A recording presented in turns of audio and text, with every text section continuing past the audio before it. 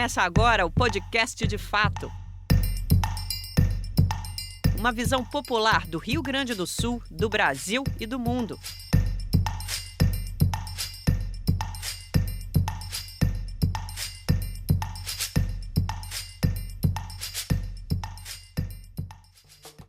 Olá, estamos entrando no ar com o podcast De Fato, uma produção do Brasil de Fato do Rio Grande do Sul, em parceria com o Sindicato dos Bancários de Porto Alegre e região.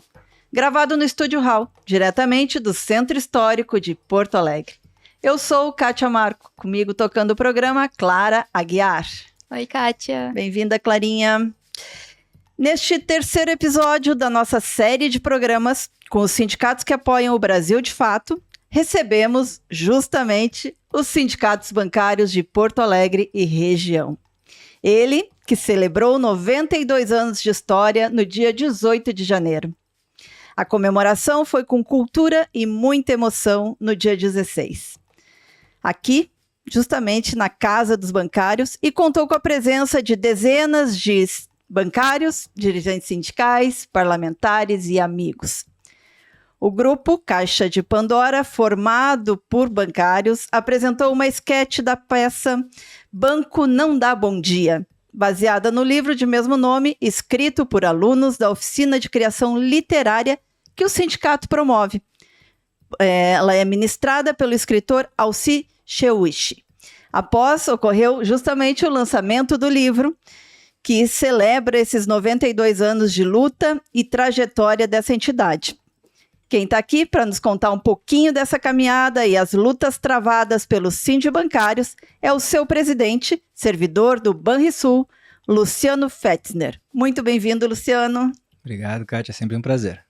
Também está aqui com a gente a secretária-geral, trabalhadora da Caixa, Sabrina Muniz. Bem-vinda, Sabrina. Muito obrigada, Kátia, Clara. Um prazer estar aqui no Brasil de Fato.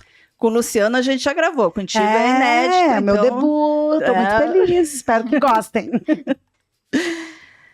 Bendito seja o trabalhador que tem a coragem de fazer arte.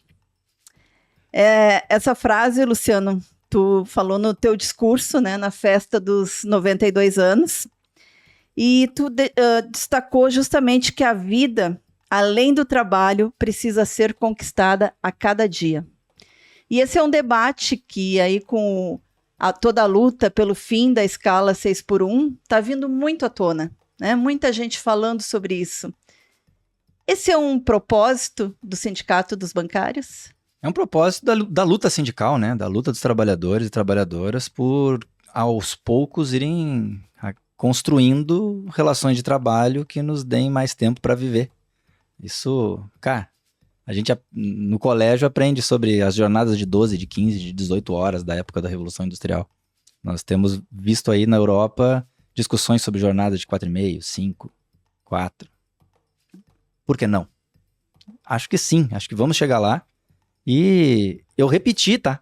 Eu repeti essa frase na atividade do aniversário, que outros companheiros e companheiras haviam reproduzido. Porque, na verdade, eu trouxe essa citação que é do rapper Iago Próprio, numa música dele, no lançamento do nosso projeto do teatro dos bancários, em parceria com a FETRAF no ano passado. Felizmente, reproduziu. Eu até brinquei, mas falando sério, que eu quero ver isso escrito numa parede do nosso teatro lá depois, porque resume muito bem o que a gente aprende aqui no dia a dia do Sindicato dos Bancários de Porto Alegre, que tem uma biblioteca com quase 10 mil livros, que tem um cinema já com mais de década de funcionamento, trazendo o cinema brasileiro, sul-americano, e de luta e de calçada para a população, incentiva o teatro, incentiva o samba, incentiva o carnaval, incentiva a música, a cultura em geral. Este estúdio também, esse estúdio, né? Com esse objetivo. A comunicação, está de aniversário agora em janeiro. Que também está de aniversário, exatamente.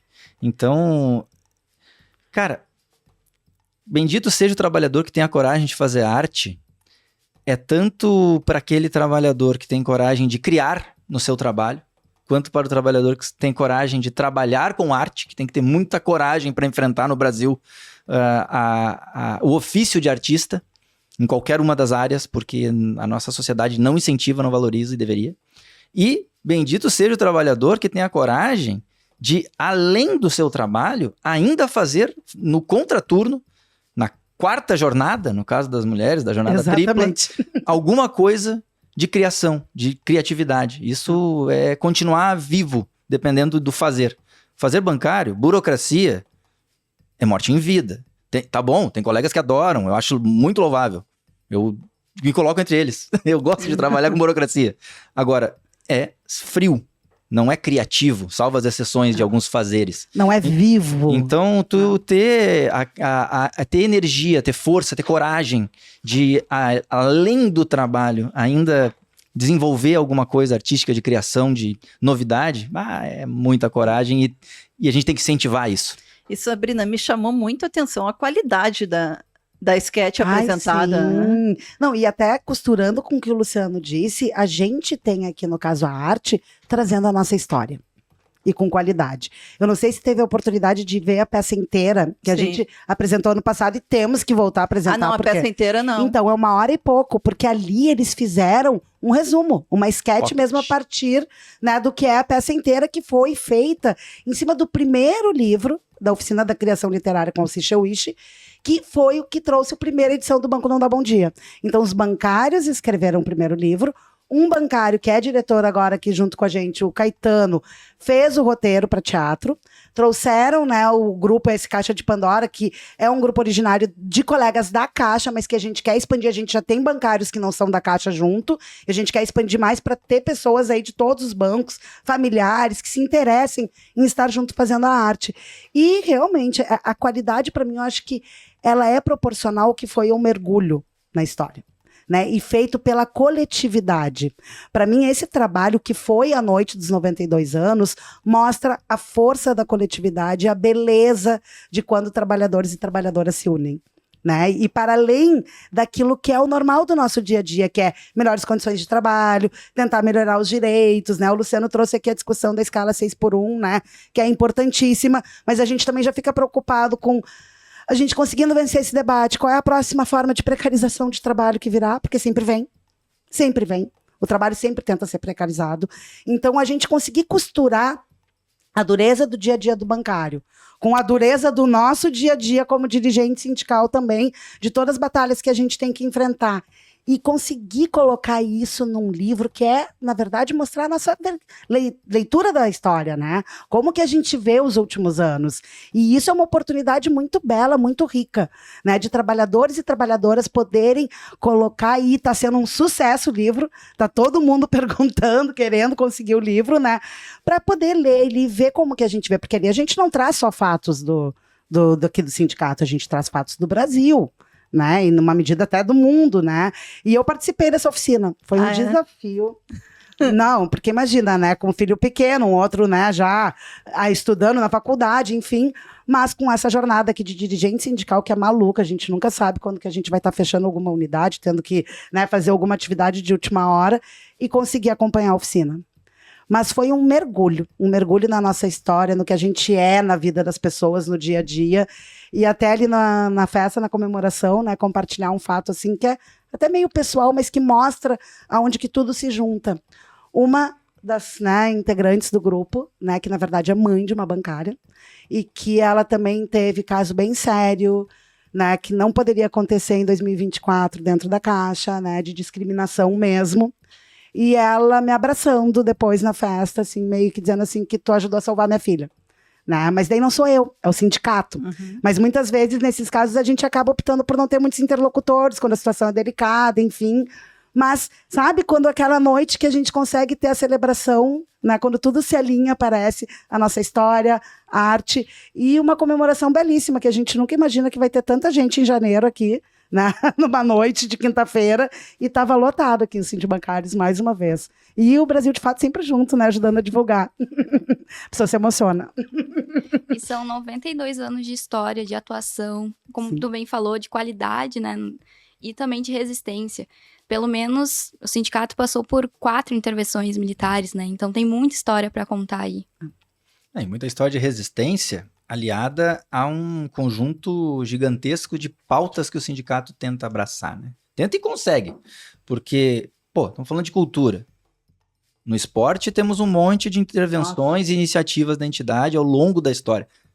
Parênteses, o sindicato foi fundado pelo um grupo de futebol. Gurizada bancária se juntava para jogar bola, depois, daqui a pouco, se juntaram para fundar o sindicato.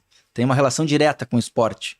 A gente tem todo um acúmulo no debate da saúde do trabalhador, que nos bancos tem índices astronômicos de adoecimento físico e psíquico. Hoje em dia é mais psíquico, inclusive. E estudos sobre isso, sobre as causas, sobre nexo causal dos adoecimentos, a história da comprovação do Lerdort. do nexo causal, que de fato foi o trabalho que causou determinados adoecimentos, seja físicos, seja mentais, passa muito por estudos de casos feitos nos sindicatos de bancários.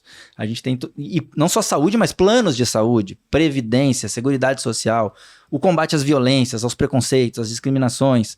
Claro, as melhores condições de trabalho, mas também olhar para o futuro do mundo do trabalho. Como que as migrações de tecnologia, agora com as inteligências artificiais, machine learning e tudo mais, vai impactar e como que nós vamos nos colocar diante disso, organizadamente, para enfrentar a redução, a tentativa eterna de redução de direitos e de precarização do trabalho quando há as mudanças de tecnologia.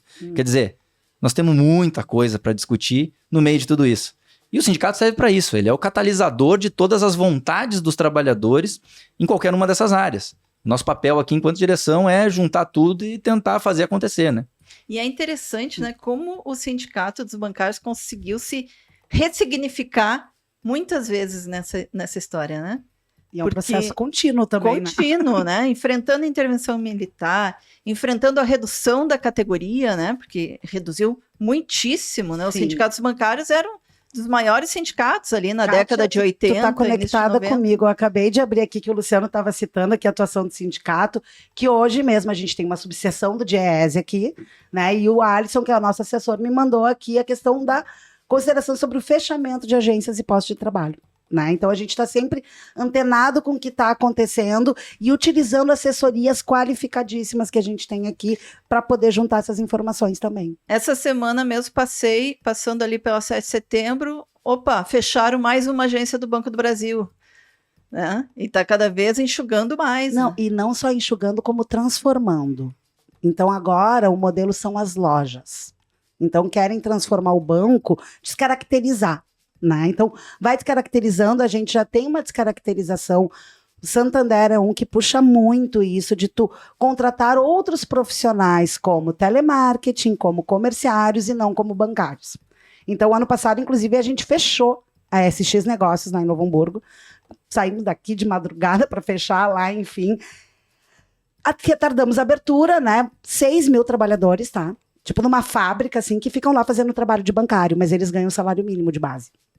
Eles só conseguem ganhar um pouco melhor, parecido com o bancário, se venderem. Eles são submetidos, sim, às penalizações do Banco Central. Quem é submetido à penalização do Banco Central são os bancários, né? E quem é que nos ligou para negociar a abertura lá para liberar? Santander. Né?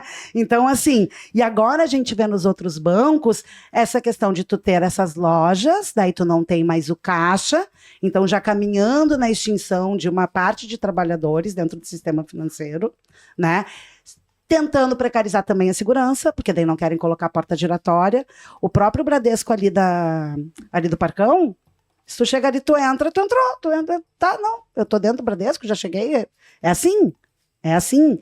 Então, os riscos são muito grandes envolvidos. E não apenas para os bancários e bancárias, mas para a sociedade. Quando a gente teve o projeto em 2023 aqui, né, que foi aprovado no final, no apagar das luzes de 2022, aprovando a retirada das portas giratórias em Porto Alegre, né, que foi assim, ó, aprovado em bloco, todo mundo lá, vamos lá. Quando a gente foi ver, era uma lei muito curtinha, tá? 2 páginas, tá? Sendo que na segunda era praticamente só assinatura. Que dizia assim: fica obrigatório o uso de porta giratória em estabelecimentos bancários, financeiros que lidem com numerário, exceto. Daí um item era aqueles que têm plano de segurança aprovado pela Polícia Federal. Daí tá pegadinha, porque todo estabelecimento bancário precisa ter autorização, plano de segurança aprovado na Polícia Federal para funcionar. Então ali tu já tinha todos os estabelecimentos bancários abraçados. Ali a gente teve que fazer uma discussão com a sociedade, a gente teve que se mudar para dentro da Câmara de Vereadores para fazer um vira-voto virtual para convencer o Melo, né, que era necessário a gente ter o veto ali daquela lei. Não foi o veto total, foi um veto parcial. Então, realmente, as lojas do que passou dessa lei, elas não são obrigatórias, porque elas são o segundo item da lei. Então, onde não tem caixa, não tem movimentação de numerário, já estão precarizando a segurança da população. E a gente tinha, né, eu já vou passar para o Luciano, que a pessoa começa a falar, não para mais. A gente tinha também um estigma que a gente achava que a sociedade não ia embarcar com a gente nesse debate. Que iam ser contra, ai, que bom, tira essas portas mesmo, que só incomodam, que eu não consigo entrar do banco, que tem que tirar tudo do bolso. A gente fica furioso não é? na entrada. Então a gente achou que todo mundo ia dizer, não, tem que tirar mesmo. E o que a gente teve de adesão da sociedade, a gente fez uma banca ali no Largo Glênio Pérez para poder conversar, distribuir o nosso material. E a gente não tinha que convencer as pessoas já chegavam, não, isso é um absurdo, eu vi, escutei na rádio, não sei o que estão querendo fazer? Então ali a gente precisou sair da nossa bolha bancária e fazer um debate com toda a sociedade porto-alegrense, né, Luciano? Não, e todo mundo gosta de se sentir seguro, gente. Exato. É isso. Porta giratória no banco é básico, é onde tu tá indo lá mexer em dinheiro. Assim como todo mundo, trazendo o mesmo exemplo de surpresa com a opinião pública, surpresa positiva, quando a gente vai fazer campanhas de defesa do Banrisul, de defesa da Caixa, de defesa do bebê, é a mesma coisa. As pessoas gostam e entendem, graças a Deus, que é importante ter instituições financeiras públicas para fazerem a gestão dos recursos de todo mundo. Claro que tem que ter os bancos privados, a livre concorrência, tal. Tudo bem. Não somos radicais. Agora, a sociedade entende a importância do equilíbrio, dos correios. Essa marca do Banrisul como Banco do Gaúcho, ela é muito forte, né? Ela é forte, ela é construída a duras penas, com muito esforço, e se alia a todos os movimentos esses, que a gente deu alguns exemplos aqui, que nós movimentamos os movimentos, para todos os lados da disputa social, né? Porque, voltando na tua pergunta, claro, que eu acabei tangenciando ela... E a gente vai indo, né? E a opressão militar, e as intervenções... É o tempo inteiro. Opressão e repressão, tentativa de intervenção, seja militar, seja política, seja judicial, seja puramente ideológica, econômica, os sindicatos sofrem o tempo inteiro. Porque estamos falando de luta de classe, estamos falando de disputa entre capital e trabalho. E estamos sempre sob ataque, porque as forças do capital, e aí bancos, capital, capitalismo, é o maior player do lado de lá, do lado patronal, do lado opressivo da luta de classe. Então, hoje continuamos sob ataque. Recentemente a discussão do imposto sindical, agora a discussão da taxa negocial, é para quê? Tirar recursos e enfraquecer a luta. Quando se fala que sindicato não serve para nada, é um bando de vagabundo, é para tentar fazer disputa ideológica com a sociedade para deslegitimar, enfraquecer. E assim vamos. Quando está forte demais, os bancários estiveram em vários momentos, tinha lá uma ditadura, vamos aproveitar e mete os milicos lá para dentro. Acaba com essa bagunça aí. E hoje o mundo do trabalho está mudando muito. Hoje a gente tem o fazer do bancário mudando muito. As agências estão fechando, mas não está necessariamente diminuindo o número de trabalhadores e trabalhadoras que estão atuando no ramo financeiro.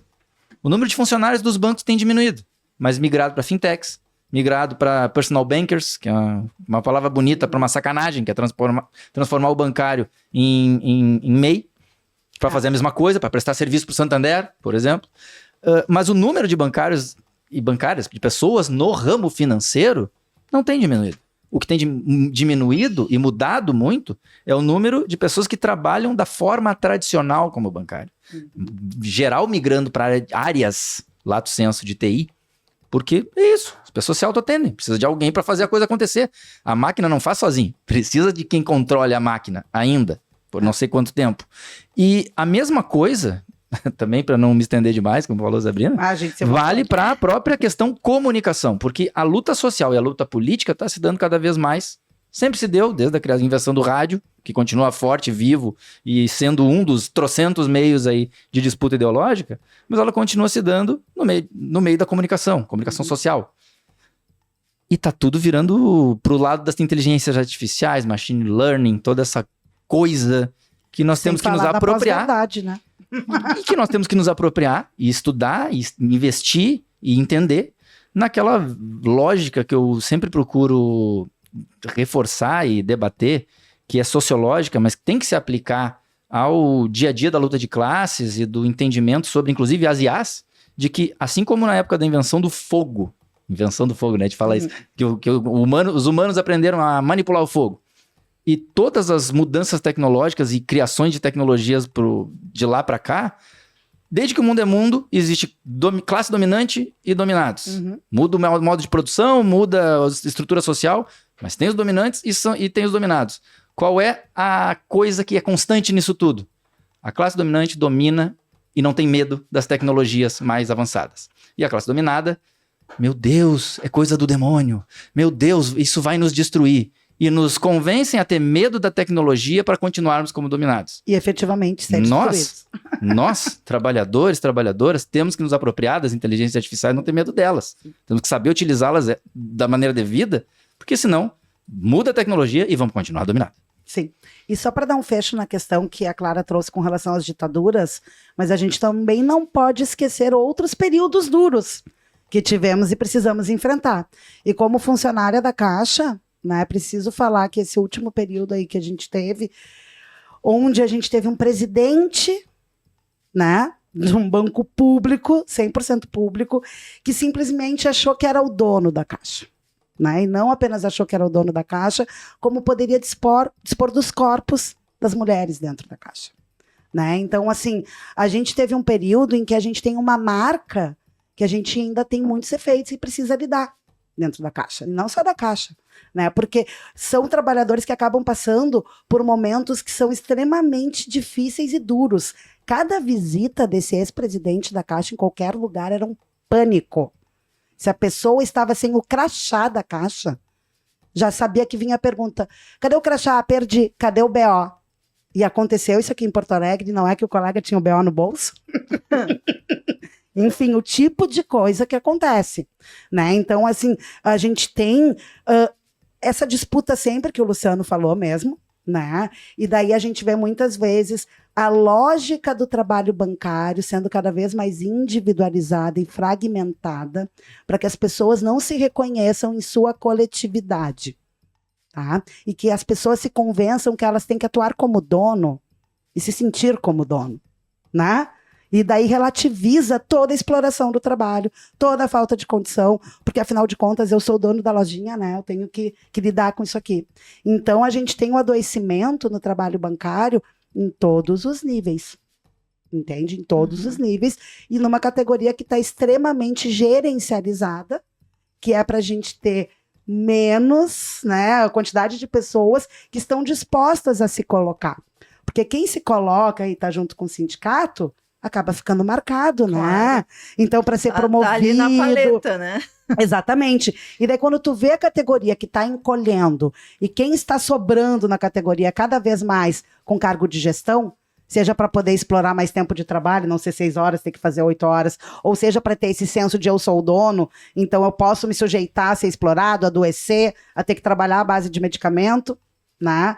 E tá tudo bem. Não, só que não tá. E a gente está aqui para isso, né? Ficam nos taxando de colaborador como se a gente estivesse em um patamar igual aos dos donos da empresa. A gente não colabora, a gente é empregado, exatamente, subordinado. E essa é a importância do sindicato, né? De ir até esse trabalhador, dialogar com ele, ouvir as suas demandas, né?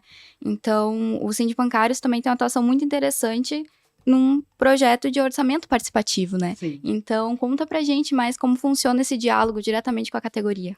O OP, ele é uma coisa bem recente, né? Uma invenção nossa, literalmente, da última reforma estatutária da entidade, na perspectiva de tentar, literalmente, aproximar mais bancários e bancárias do sindicato.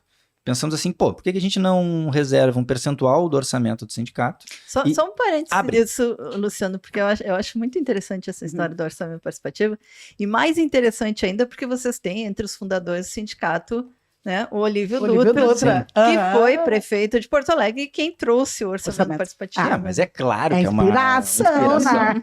Mas, e pensando, tem bancários que não... Como atrair mais pessoas a participarem da entidade? Vamos tentar pensar fora da caixa. Pega ali o cara que jamais viria aqui para o sindicato pelos debates que nós propusemos, daqui a pouco sabendo que tem ali um recurso para algum projeto de alguma coisa, e aí, ao longo do tempo, o programa do orçamento participativo tem evoluído para em um ano a gente direciona para determinadas áreas, outro a gente organiza de uma forma, outra de outra. Está em processo de elaboração constante, porque a ideia é justamente atrair outros olhares, outras ideias, que não só aquelas daqueles que já vivenciam a entidade. Então, pega um percentual do orçamento, abre um edital em que os sócios do sindicato podem propor projetos. Esses projetos são recolhidos, é feita uma votação online entre os sócios para, dentre os projetos apresentados, quais vão ser agraciados aí com o orçamento participativo. Tá, é uma lógica bem parecida com leis de incentivo à cultura em geral. Isso. E tem até quem diga que não deveria se Que é o chamar edital, orçamento participativo, deveria ter um outro nome, parece estar confuso, é outra. Mas tudo isso é processo de elaboração aqui do sindicato para construir uma ampliação da estrutura do sindicato para ter mais raízes e mais ramos aí dentro da categoria. Até porque a destinação de uma parte do orçamento do sindicato que é destinada de forma participativa, do início ao fim. Né? E ontem a gente até fez uma entrega, né, do edital de 2024, que a gente fez em 2024 o edital específico para quem foi afetado com a enchente. Né? Então a gente não teve como ignorar, né, além das ações que a gente teve aqui desde o dia 0 da enchente, com cozinha solidária, com recebimento, recepção e destinação de doações, né, sejam amparos bancários. Então, assim, a gente atuou desde o início, teve o Pix Solidário também, a gente teve distribuição de kits de higiene, de itens, né, que as pessoas precisavam, ainda vamos seguir, né, fazendo aí atuação nesse sentido, mas a gente resolveu que o AP desse ano, né, até porque a gente ficou com pouco tempo para poder desenvolver o projeto como a gente costuma fazer inteiro, que é de pegar várias temáticas diferentes, né, categorias, para a gente poder ter algo que seja do esporte, que é algo que seja da cultura. O ano passado, né, a gente foi até na aldeia Mibiá Guarani, lá em Itapuã, Pindó-Mirim, porque o bancário da Caixa apresentou um projeto que é da ONG Moradia e Cidadania, então já tem todo esse viés, né, de solidariedade. Ele, né, tem um contato lá com a aldeia e escreveram um projeto para fazer um centro de artesanato e convivência, que é para que as mulheres indígenas que fazem ali o artesanato, os guaranis, eles têm a cultura deles, que eles não vêm aqui para Andradas, por exemplo, entendeu? Ficar com as crianças ali sentado, vender a arte. Eles recebem escolas que fazem excursões para ir lá, recebem turistas, vamos dizer assim, e vendem a arte deles. Só que não tinham onde expor. Então, a gente fez esse projeto de construção, não foi só o sindicato que entrou com a verba, mas foi o principal, né, apoiador, e a gente participou do mutirão. E daí que foi, para mim, ali que deu o fecho mais lindo de tudo, porque daí a gente teve o dia do mutirão, porque a construção, ela teve no primeiro andar, né, ela teve uma construção, vamos dizer assim, com tijolo, que a gente até trouxe material, né, com material de construção, e em cima foi pau a pique. Então, fizeram a estrutura de pau a pique e a gente foi no dia de preparar o barro e assentar o barro lá nas paredes. Então, a gente foi com ônibus aqui do sindicato, com bancários, bancárias, também outras pessoas da comunidade e também a comunidade venezuelana, o Aral, que também é indígena, que a gente teve o contato aqui com a Rádio Negritude, que tem lá a atuação da negrita com o povo, né, venezuelano, a gente levou junto para fazer essa integração entre as culturas. Foi super legal e a gente pôde participar. Olha, eu vou te dizer que eu saí de lá, assim, com o olho brilhando, feliz da vida, porque, assim, ó, é muito legal quando a gente consegue ir além, que nem a gente começou falando ali com a arte, quando a gente consegue ir além, ter esse olhar para além, né, da nossa realidade, para outras realidades que precisam. Ontem a gente foi entregar livros nas escolas. A escola do Sarandi. Tu tem aí, ontem, né? foi no dia 21, né? Isso, no dia 21, porque a pessoa tem mania, né, de sair datando as coisas. Mas a gente foi no dia 21 de janeiro em 2 escolas na Vila Elizabeth, lá no Sarandi, que ficou com água acima do telhado. Perderam tudo. Então a gente levou 52 livros lá, mais o nosso livro aqui também, né, que a gente já trouxe aqui para mostrar no podcast. E também depois a gente foi numa escola ali na Zenha, que é do tio Barnabé, onde a gente levou outros 52 livros com o nosso para crianças de educação infantil. Foi o projeto de uma bancária do Badesul, que inscreveu. Ela fez um projeto lindo, gente. Ela fez super estruturado, ela estudou para escolher literatura, pegou 4 exemplares de cada livro para que as crianças pudessem ter, né, não disputar. Tem E foi bem variado, né? Bem literatura variado, indígena, bem variado, lindo, negra. lindo. E até um livrinho ali, Pou, que é para ensinar a poupança, então a educação financeira. Então, uma literatura variada. Na próxima a gente manda as cartilhas da Niara junto. Ai, com certeza, mas vamos mandar. Vamos mandar, com certeza. E a gente pode incorporar aqui nas nossas ações, porque é isso, o sindicato, a gente tem um princípio que é de tentar, claro que em primeiro lugar a gente tem que olhar para o bancário e para a bancária, mas levantar a cabeça também, olhar ao redor, ver onde que a gente pode estar inserido. No sábado eu tive a honra, no dia 20, que dia foi de 19? 18. Que teve a Parada Livre em Tramandaí. A segunda parada livre, o sindicato esteve junto desde a primeira. Então, a gente estava lá junto naquela festa, teve fala nossa, tudo. Então, a gente poder integrar essa vida toda que acontece fora da vida do bancário, que é tão dura, né? É venda, burocracia. Meta. Além do trabalho.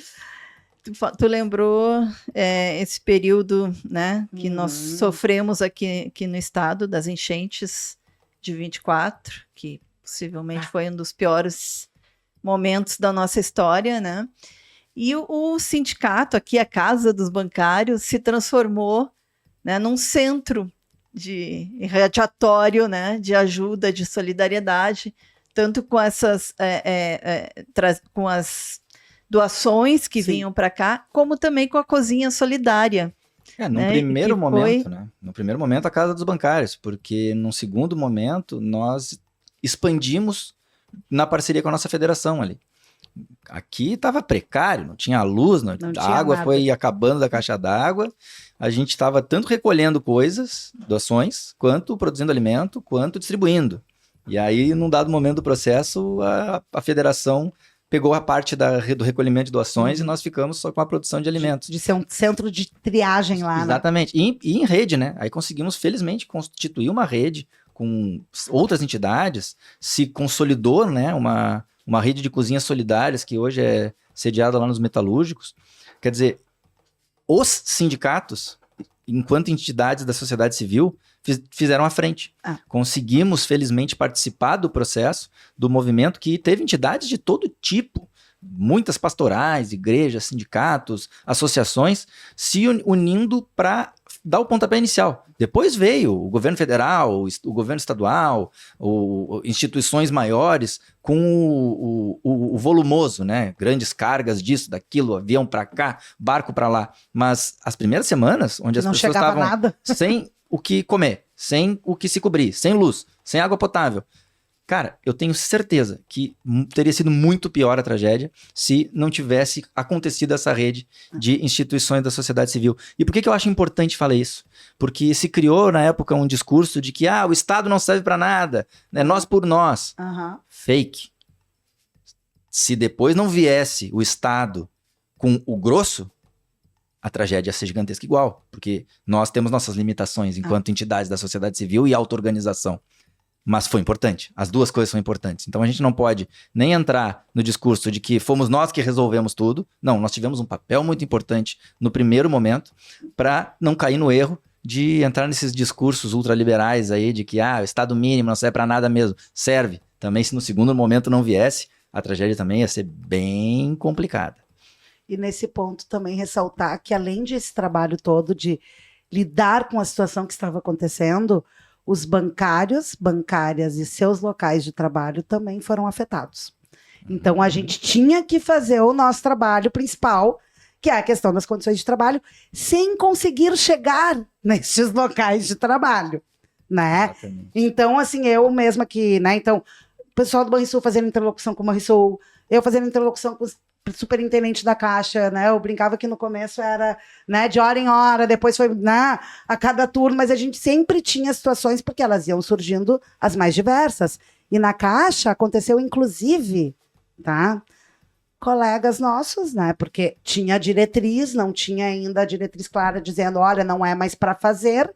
Colegas da Caixa no primeiro momento, a água ainda subindo e clientes recebendo ligações de cobrança. Imagina, tu entende? Mas daí agora vamos fazer o contraponto, né? Porque a Caixa também, lá em Eldorado, por exemplo, lá a cidade foi inteiramente Totalmente. arrasada, certo? Todos os bancos tiveram que parar de operar em Eldorado porque não tinha, a cidade ficou totalmente embaixo d'água. O que aconteceu? A Caixa foi a primeira a retomar, num caminhão agência. Os nossos colegas ficaram trabalhando em container por mais de 5 meses, tá? Porque só agora que eles estão numa agência provisória. E lá, imagina, toda a carteira habitacional da Caixa foi afetada, todos os financiamentos. Então, o que tinha de acionamento de seguro, a questão mesmo ali que a gente teve o 2.000 lá, o Pix de R$2.000, que era do governo federal, né? Foi a Caixa que operou. Até o SOS Rio Grande, que é do governo estadual, olha que interessante, foi o Banrisul que operou, Luciano? Não. Foi a Caixa. Isso, como é interessante Porque isso, a Caixa né? já Porque tinha essa expertise. a né? gente não, às vezes, não percebe tudo por trás, Não, né? os bastidores. Os bastidores, né, da situação. Sim. E aí a gente começa a entender por que a população entende a importância das instituições públicas, para não ficar só restrito aos bancos. É Porque quem são eles chega que estão lá. primeiro, é quem vai se preocupar na hora mais importante. É a mesma coisa que aconteceu na pandemia. Uhum. Foi a Auxílio Caixa que emergencial, pagou o né? auxílio emergencial. Nenhum banco privado toparia fazer o volume de trabalho com o nada de lucro. Sim. Porque não, é nessas horas que o lucro não importa. Uhum. Para quem não importa, né? Para o Estado, que E está a ali para gente servir a conseguiu. população, E a não gente para ter conseguiu- lucro. e a gente conseguiu suspender as metas ali da Caixa naquele semestre, né, com reflexos ainda um pouco depois, porque a carga social foi toda para dentro da Caixa. Então a gente até conseguiu, por exemplo, a agência Cachoeirinha, né, que não tinha caixa d'água. A gente ia fechar a Cachoeirinha. Como que a gente ia fechar? Não me pergunta, mas a gente ia dar um jeito, né, de fechar a Cachoeirinha. E daí a gente conseguiu autorização para botar a caixa d'água. Eu brinco que a gente tinha que fazer a festa da inauguração da caixa d'água da agência Cachoeirinha. Porque a gente acabou conseguindo algumas negociações, algumas questões que antes a gente não conseguia, mas no momento da enchente tiveram que flexibilizar alguns parâmetros dentro dos bancos para poder resolver, porque estava tudo em um colapso. Então a gente teve ali uma atuação que foi dramática, traumática. Eu engordei horrores nesse período, inclusive, porque, né, um jeito de descontar acabou sendo na comida. Então eu penso que a gente ainda nem teve tempo de processar tudo que a gente passou na pandemia. Não. E a gente teve que passar por essa enchente. Sim. Né? Então ainda estamos com todos os traumas aqui. Sim, e nesse sentido, assim, a gente percebe a precarização também das condições de trabalho dessa categoria, né? E a saúde mental também desses trabalhadores. Uhum. Não, e claro, estamos falando de tudo que circunda o sindicato. Mas nesse meio tempo tem todo o nosso pé no barro aqui, né? Que é o dia a dia mesmo do trabalho do sindicato, core business, como dizem aí no mercado financeiro. Os diretores estão indo para a base, distribuir material, Exatamente. conversar com os colegas, passando o dia a dia aqui dentro do sindicato ou nas agências, conversando com as pessoas. Aí, pensar alguns exemplos. Nós estamos enfrentando há mais de ano um debate brutal que a Sabrina mencionou aqui, que é com a quarteirização no Santander. Uhum. Os caras desligando pessoas para contratar como MEI para fazer a mesma coisa, ganhando metade, ou um terço, ou um quarto do salário do bancário. Isso é uma realidade que está sendo enfrentada no nosso dia a dia. O BB e o Banrisul agora, em timings diferentes, estão enfrentando um debate de reestruturação. De novo, que de tempos em tempos tem as reestruturações. Reestruturação sempre vem para tentar tirar direito, enxugar a empresa e aumentar lucro. Mesmo em banco público, que aí tem ações no mercado, tem acionista, tal. A Caixa Não é uma coisa mas fácil. igual tem essas pressões. A Caixa tem essas Mas pressões. no BB a gente vê até descumprimento do que foi acordado em mesa de negociação. O Banrisul está começando agora o debate. Outro exemplo, o BRDE, que também está no nosso escopo aqui. Está em campanha salarial agora. Os demais aconteceu antes. E a gente vai Na Caixa girando a vai ter- roda. Na Caixa vai ter o Saúde Caixa esse ano, que está separado do Acordo Saúde Coletivo Caixa. Geral. Sim, eu ia mencionar isso. A gente tem discussões constantes com associações, com entidades de dentro ou de fora do movimento sindical, mas que debatem profundamente as fundações de seguridade social, os planos de saúde, que é um debate extremamente denso e perigoso atualmente. E claro, nós temos o acolhimento e o suporte aos bancários e bancárias, Uhum. que é no dia a dia, né? seja aqui nas estruturas do sindicato, com o departamento de saúde, departamento jurídico, os diretores e diretoras, funcionários acolhendo, conversando, ajudando com relações de assédio, relações de opressão, de injustiças dentro das relações do dia a dia, para além de negociação de acordos. E isso, eu diria que é o mais importante de tudo, né? É o acolhimento das pessoas e conseguir demonstrar para os bancários e bancárias, que é o papel de qualquer sindicato, os trabalhadores filiados ou não à entidade, que a entidade está ali à disposição para os momentos mais difíceis, seja da sociedade, seja do cotidiano do trabalho de cada um, de cada uma. E que acontece, infelizmente. Uma coisa que, assim, para mim também me aquece o coração com os sindicatos bancários é que vocês mantêm o jornal impresso. Uhum. Né? São poucos sindicatos que ainda mantêm um jornal impresso. Porque, lembrando o Vitor Gianotti, né? É o Vitor Gianotti. Tu tem que ter material para ir conversar com a base, né? Para fazer saber como é que tá o cara, como é que tá o filho, a família, né? Quem não é visto não é lembrado. Com o jornal. É aquela boa desculpa para ter que ir lá sempre. Para ter que ir lá sempre. Então, assim, acaba regulando a periodicidade para tu estar sempre ali conversando, pescando. Agora, né, na Caixa mesmo, o Luciano falou, Banrisul e BB já estão mostrando reestruturação. A Caixa fez ano passado um estudo de carteiras de clientes, tá? E que daí agora é a hora de sentir os efeitos disso. Então a gente está aqui, fora o WhatsApp, né, que é maravilhoso também, porque muitas vezes os colegas que estão ali, eles não vão conversar contigo na hora que tu entrega o jornal, né? Na hora que tu entrega o jornal, tu cria um canal. Daí depois aqui, né, 9 da noite, sabe, aconteceu aqui, sábado de manhã, né, daí eles já têm o teu contato, já tem esse canal, daí vem te trazer questões, então acaba sendo uma relação muito viva, muito rica, mas a gente precisa conseguir chegar nos colegas, porque tem aquela disputa que eu falei antes, né, a lógica da individualização e o quanto que as pessoas acabam se alienando dentro do seu próprio trabalho. Então, elas se informam sobre aquilo que vai ser útil para a carreira delas, para o desempenho delas. E aquilo que está ali nas entrelinhas, muitas vezes elas não percebem. Então, precisa dessa ajuda de quem está trabalhando para isso, para chegar e dizer aqui, ó, olha só, tu não está achando estranho isso? Né? Como é que está chegando tais mudanças? Como é que chegaram as metas? Como é que, sabe, a gente poder fazer essa junção dessas pontas, porque a gente está enxergando o cenário mais de longe. Eles estão ali no dia a dia envolvidos, que daí é mais difícil de olhar mesmo, né? E para isso tu precisa equipe, né, Luciano? Sim. Tu precisa investir em comunicação, né? Os bancários aqui sempre investiu, né? Já teve gráfica, enfim, agora hoje vocês estão com esse estúdio maravilhoso, um mosaico da comunicação, né? Não adianta, só tem o jornal, mas não se comunica pelas redes sociais. Então, essa compreensão eu acho que os sindicatos bancários sempre teve, né? E é isso que eu digo que faz parte também da disputa de onde estão as novas tecnologias.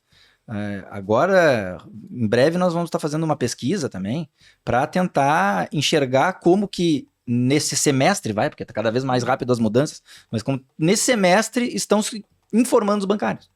Porque de tempos em tempos nós fazemos pesquisas para identificar quais as redes sociais que estão sendo mais utilizadas, quais são os meios de comunicação que estão sendo mais utilizados. A gente se surpreende a cada vez que faz uma nova pesquisa e continua o rádio não caindo, que continua sendo o fio condutor das comunicações em geral, que se significa, vai para as redes sociais, vai para o YouTube, vira MesaCast, mas é rádio. É rádio. Ainda está no meio do caminho, assim, da comunicação geral. Mas tem... E aí? As pessoas estão falando com IA agora. IA é a verdade, a luz. Não sei, talvez, não sei. Olha, não sei. Pois é. E não dá para deixar para trás as mídias tradicionais. Sim. Tu falaste do jornal, é isso. Eu falei agora do rádio. Volta e meia, eu tenho ranço, tá? Mas volta e meia tem inserção em televisão, tem. O Outdoor, o BuzzDora, o Twitter. Agora tem um monte de rede nova aí, cai o TikTok aqui, entra uma chinesa que eu tentei instalar no celular, mas tava tudo em chinês, não deu muito certo. E assim vai, a coisa vai. Mas os bancários, eles estão lá. Então a gente, ainda por cima, tenta pescar onde é que eles estão, para ver onde é que investe para também, na mesma lógica do OP, na mesma lógica do jornal, e conseguindo atrair as pessoas para discussão sindical. Que ao fim e ao cabo, eu enxergo o sindicato como um lugar para tudo, para discutir tudo, qualquer angústia, qualquer necessidade, qualquer demanda, a gente tem espaço para discutir aqui. E para isso a gente precisa que as pessoas estejam vivenciando o ambiente, seja no YouTube do sindicato, que felizmente com as parcerias com o Brasil de Fato, com a CUT, com outras entidades e com outros atores aí que a gente pretende ir ampliando, tem crescido. A gente tem conseguido aparecer na TV das pessoas às vezes no YouTube. Isso é sensacional. Eu me lembro que eu me emocionei a primeira vez que eu liguei a minha TV no YouTube e uma das telinhas que apareceu foi o do podcast do sindicato. Caraca, se tá aparecendo na minha, deve estar aparecendo dos outros também. Tem 5 mil seguidores. Sugere sempre. Isso é estar atento à comunicação e a como que a luta de classe vai se ressignificando e nós vamos tentando continuar atores nesse meio desse processo. E também acompanhando e trazendo essa questão do conceito transmídia, que é mais ou menos isso que o Luciano trouxe, né? Mas a gente trazer a mesma mensagem de várias formas diferentes. Porque tem aquele bancário que gosta, assim, de ler matéria longa, de se aprofundar. Tem aquele que, no máximo, vai ler um card. Se lê o card, já tá ótimo. Tem aquele que só vai ver vídeo. Então, assim, a gente acaba tendo perfis diferentes e também completando com a comunicação que a gente tem de cada dirigente aqui com a sua lista de distribuição no WhatsApp.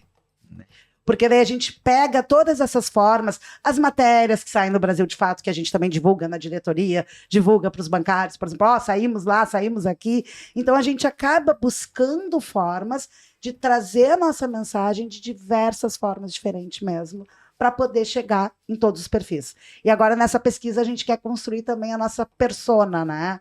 A gente entender quem é aquele bancário, aquela bancária, por exemplo, que acredita, que gosta do sindicato, quais são suas dores, seus desejos, né? Aquela visão mesmo do marketing digital, né? Mas que, gente, né? A gente às vezes até faz uma discussão aqui do quanto que a gente tem, assim, algumas críticas, algumas técnicas, assim, do mercado, né? Que são desenvolvidas pelo capital, né?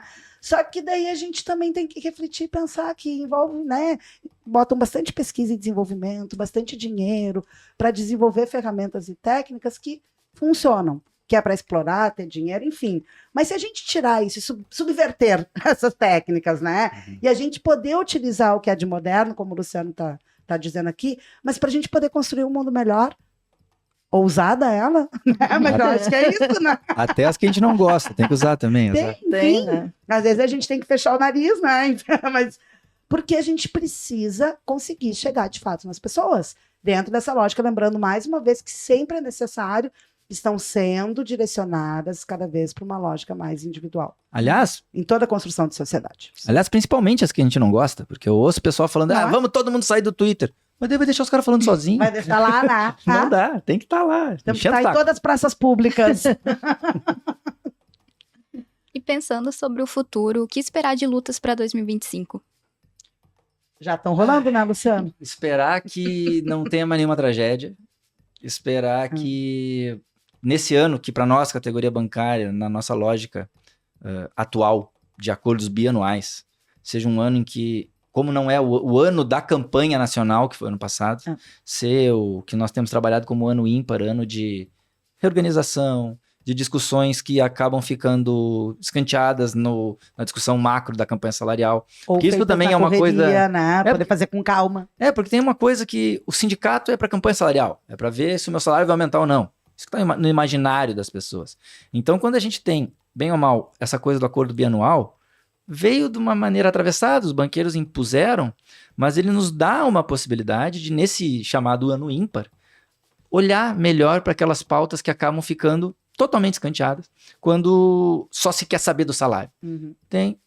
E a gente falou aqui um monte de coisa, né? Tem a questão das condições de trabalho, de saúde, das violências, das agências, de vai ter concurso, de não vai ter, do plano de saúde, das reestruturações, tudo são discussões que não são discussão de campanha salarial e acabam preenchendo a nossa agenda e atraindo também os olhares dos bancários, porque qualquer uma dessas lutas, eu falava há pouco na gravação de um outro podcast sobre o Banrisul, se a gente não tiver as pessoas olhando para o que a gente está falando e fazendo, e participando, opinando, e mobilizando para na hora de uma negociação com o banqueiro ver que não é só os louquinhos do sindicato que estão ali falando, mas sim tem todo um apoio, um suporte da categoria concordando e pressionando junto, aí a gente não avança.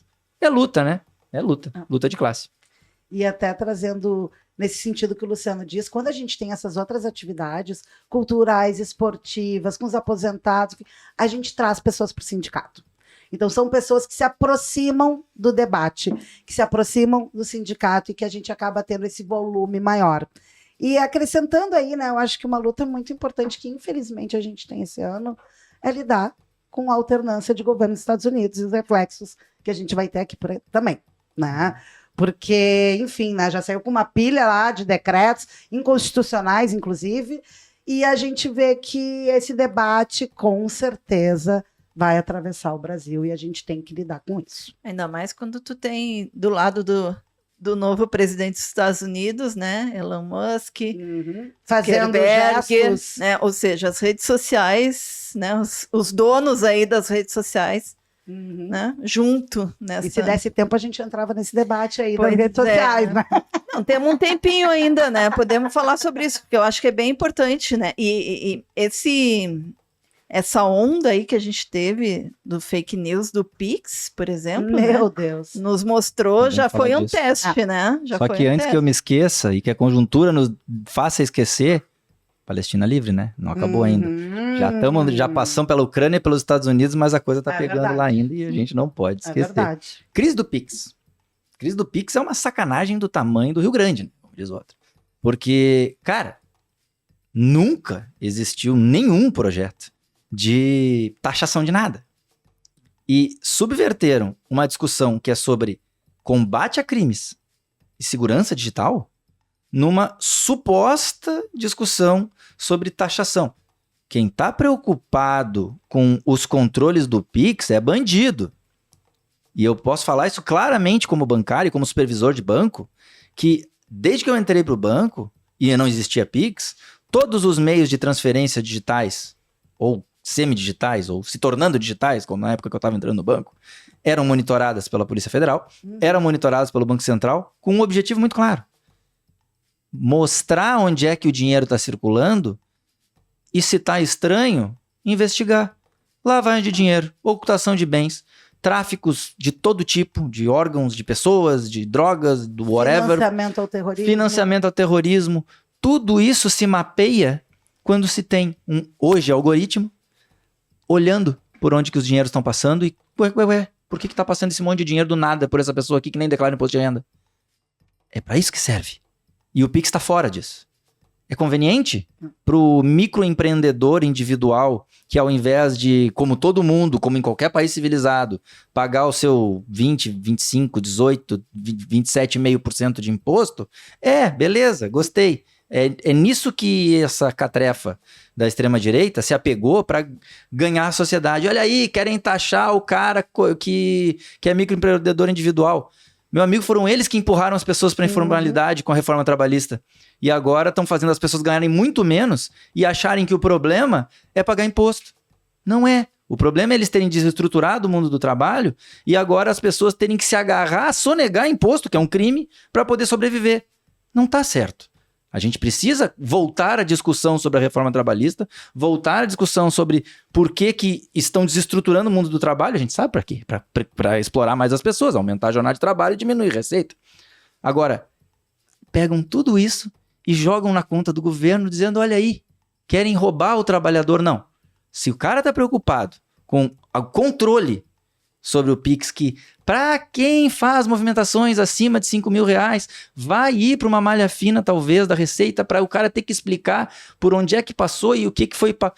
Aí o cara vai lá explicar, não, aqui, ó, eu passei 10 mil por mês, só que isso aqui era pagamento disso, pagamento daquilo, o que eu recebi de salário mesmo, no final das contas, foi 1.500. Ah, beleza, tu tá na faixa de isenção. Pronto. Só que nesse meio tempo, tem todo um sistema articulado entre bancos, Banco Central e Polícia Federal, para identificar lavagem de dinheiro, ocultação de bens, crimes de toda sorte. Querem proteger bandido? É isso que estão querendo com isso aí tudo. Eu, como bancário, posso falar isso com toda a tranquilidade. É para proteger bandido que estão dando esse discurso. E não só para proteger bandido, como para desvirtuar o debate, né? Então, assim, é aquela que tem dupla serventia, né? E também a gente precisa lembrar quem é que queria taxar o Pix, né? Ah, é verdade, né? Verdade. Era um tal de Paulo Guedes que tinha falado Fosse nisso, né? piranga? Um ministro da economia, né? Não é? Então, assim, o debate fica todo invertido. Veja que eu não entrei no Todo mérito de sentido. quem são os bandidos que querem proteger. Isso é outro debate. Sim, não, também não Isso vamos... vai ser outro podcast. Porque eu acho que a gente vai querer ser convidado de novo ainda. É, acho que vão ter que fazer outro. No futuro, né, Kátia? Temos mais um tempinho aqui e tem duas notícias bem boas, né? Que eu acho que podiam falar um pouquinho. Que é essa construção do teatro, né? Na FETRAF, o Teatro dos Bancários, que está com um projeto maravilhoso. E a construção da nova sede, né? Dos bancários. Então, vou começar pelo teatro. Teatro é uma sala multicultural que está sendo construído no espaço que a gente já tem. Então, ali na FETRAF, né, que é ali na Fernando Machado, quase esquina ali com a Borges, bem pertinho da Borges, um espaço gigante que a gente tem ali, histórico de muitas lutas, né, de reunir bancários de todo o estado, para a gente poder discutir as nossas pautas. É um espaço muito amplo, mas que tinha um problema de acústica, né? Então, sempre se teve essa vontade de poder, né, ter um espaço mais adequado ali. E se tinha um projeto inicialmente, né, logo depois que teve o cinema aqui do teatro, né, quando o Brasil estava investindo em cultura, de se fazer lá o teatro. Daí veio o golpe, morreu, incentivo à cultura, então guardou-se, né, o projeto e daí agora estavam pensando em fazer essa adequação da sala para a gente poder ter uma melhor acústica para as nossas atividades.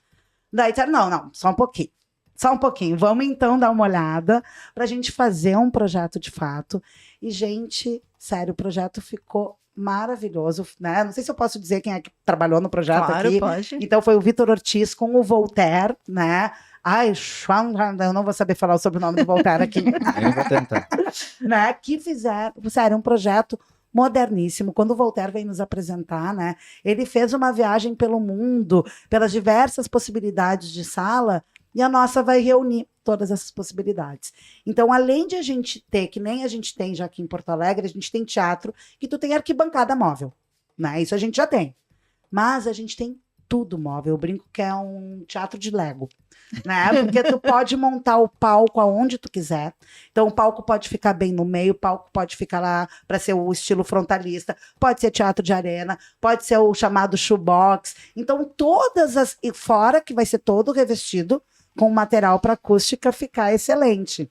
Então, a gente vai ter a possibilidade de abrir essas arquibancadas para ter um teatro para mais de 300 pessoas, com um mezanino, né? E também pode abrir para poder, por exemplo, fazer uma assembleia. Nós, todo mundo em pé lá, colocar bem mais gente para a gente fazer, né? O nosso quebra-pau, que a gente costuma volta e meia ter também, né? Discutir questões. Então, a gente tem aí para o meio desse ano, aí para o segundo semestre, vai ter o lançamento. E para a gente fazer a inauguração, a gente está bolando, montando aí, já captando, inclusive, recursos para o Festival da Cena Sul-Americana. Uau! Então, para a gente ter aí, Arraso. já começar mostrando todo o potencial, todas as possibilidades desse espaço lindo. E uma coisa que a gente tem que destacar, na noite que a gente fez o lançamento, a gente teve lá, né, a apresentação do Tatango, maravilhoso, né? Mas a gente teve na entrada os bancários e bancárias também do Grupo Caixa de Pandora, fazendo uma... Daí foi uma intervenção de menos de 1 minuto. Uma entrada, né, mostrando com música, movimento, avante, movimento, trazendo esse viés da luta, porque é um espaço de luta, né? Então, a gente poder justamente ter um espaço para Porto Alegre, uma entrega de um espaço que não existe aqui, mas que tem aí a luta dos trabalhadores e trabalhadoras junto. Tanto é que esse é o nome, né? Cantando uma canção que foi reinterpretada agora pelo Rosa Franco, que é um hino do Sindibancários, escrito há sei lá quantas décadas atrás, que nós achamos aí nos arquivos, e virou uma canção legal utilizada no teatro. Exatamente. Mas assim, os dois projetos são projetos antigos. Perguntasse Da nova obra. do teatro e do novo prédio do sindicato. Ambos foram postergados por conta dos golpes e reforma trabalhista que teve nos últimos tempos. No caso do teatro, lá na FETRAF, estava no projeto original do prédio da federação, ter um teatro ali. E aí, para tudo, vamos ver como é que ficam as coisas. Conseguimos nos reestruturar, fizemos uma parceria do sindicato com a federação agora para andar. o projeto da nova sede do sindicato não é a ideia de sair daqui, tá? É segunda sede. Eu costumo chamar de segunda sede para não dar essa confusão. Porque tá faltando espaço. E aqui, a Casa dos Bancários, esse prédio esse ano tá fazendo 100 anos. Um dos dois, são duas casas, uma tem 90 e poucos, Que é uma a outra tem referência anos. da cidade É. também, né, Luciano? Foi reformado, já foi ponto de cultura e tem que voltar a ser. Então, o nosso projeto é de que esta sede, ela pouco a pouco vai se transformando cada vez mais num espaço cultural e de convivência, não deixando de ser um espaço de utilização por parte dos bancários, mas também se abrindo cada vez mais para a sociedade. E numa segunda sede, que nós temos já há muitos anos um terreno adquirido ali na sede, na Riachuelo, perto da igreja ali, que foi fruto, na época, da venda de outros imóveis que o sindicato teve e foram sede do sindicato no passado, na Galeria Malcom e no edifício... Me fugiu o nome agora? Cacique. Ali na Andrados. Não. Cacique. Cacique. Aham. Que foram sedes do sindicato em outros momentos históricos, elas foram vendidas, nós, não, pera, não vamos botar no caixa, vamos adquirir outro imóvel. E agora estamos em fase bem avançada, agora inclusive estamos na etapa de pesquisa arqueológica, porque a região ali aqui do centro, teve quilombos, teve várias casas antigas, teve senzalas, teve de tudo, teve sambaquis, teve... E construir nessa região, pelo menos para quem se importa com isso, carece de uma pesquisa arqueológica para ver se tem algum sítio ali por baixo, Então, alguma coisa. até isso o sindicato vai fazer agora. Mas estamos nessa fase, já passado autorizações da prefeitura e tudo mais, alvarás, esperamos que até em 2026 esteja já construído uma nova sede, que aí vai contar com coisas que não temos hoje aqui. Hoje não temos um espaço maior para assembleias ou para reuniões, quando a gente precisa fazer algo grande, a gente tem que alugar o Clube do Comércio, tem que alugar a Igreja Pompeia, tem que procurar outros espaços. Então tem um espaço maior, tem um salão de festas maior, tem um estacionamento que o sindicato não tem para poder oferecer para os bancários e utilizar aqui com os funcionários, com a direção, ter outros espaços para poder concretizar projetos históricos, antigos aqui do sindicato, de parcerias com educação, por exemplo. Existe em São Paulo a Universidade do Diese. Nós temos um sonho antigo aqui de trazer uma subseção da Universidade do Diese aqui para dentro também, para dar formação. Nós temos uma subseção do Diese, mas só técnica. Ampliar essa subseção, ter espaço físico para isso, fazer parcerias com outras entidades, ter outras estruturas, enfim, para ampliar o escopo de serviços oferecidos pelo sindicato e também otimizar, né, a luta, já que nesse momento, apesar de todos os pesares, de todos os ataques, de todas as intervenções, de todos os cortes de recursos, nós, felizmente, ainda estamos conseguindo que o sindicato seja superavitário, que o sindicato tenha estrutura e consiga estar crescendo, apesar de tudo, crescendo para se posicionar frente à luta social. Muito bom. Muito obrigada, Luciano. Muito obrigada, Sabrina. Participação de vocês aqui no Uma delícia De poder fato. participar. E, Kátia, para me despedir, eu gostaria de ler, que é bem curtinho, a epígrafe do epílogo do livro. Que aqui é o livro. A epígrafe é aquele... Ó, eu aprendi na oficina, vamos aproveitar. A epígrafe é aquele textinho pequeno que é uma citação no início de cada capítulo. Viu, Alci? Já estou compartilhando o conhecimento que teve na oficina. Então, do nosso livro aqui, Banco Não Dá Bom Dia, 92 anos de história. Então, o nosso, na epígrafe do epílogo, eu escrevi assim para, né, os bancários e bancárias. E é pelas mãos, sangue, suor e lágrimas de trabalhadores e trabalhadoras, quando se encontram em sua bela coletividade, que a vida, a luta e a história continuam. Bonito. E é isso aí. Muito bem. É isso. Continua e com certeza vamos fazer ela bem melhor. Né? Vamos lá. E continuará sendo feita, apesar de nós que... Passarinho, vai, tentei citar Isso alguma aí. coisa também. Muito bom. Muito bom, gente. E assim, eu quero convidar você que nos acompanhou durante essa conversa tão gostosa, né? Então, que traz tantos elementos importantes para que existe um sindicato, né? E quais as inúmeras possibilidades que nós temos quando nos organizamos numa entidade de classe.